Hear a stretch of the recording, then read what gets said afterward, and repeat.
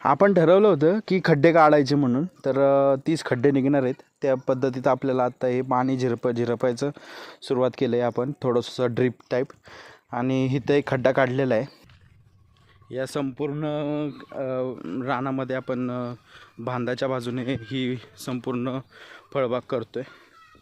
आणि इथं एक आता लावलेलं आहे. तर असे 2 खड्डे झालेत आत्ता. तर तिकडे आपण त्या बाजूला म्हणजे समोर जे तुम्हाला बघायला दिसतंय त्या साईडला, जे आत्ता मी तुम्हाला एक पहिलं होल दाखवलं, तिथे होणार आहे आपल्याला एक तर पेरूची लावतील, नाही तर आपल्याला चिकूची लावायचे चाललेलं आहे. अजून काही नक्की नाही आहे, लावायच्या वेळेस कळेल.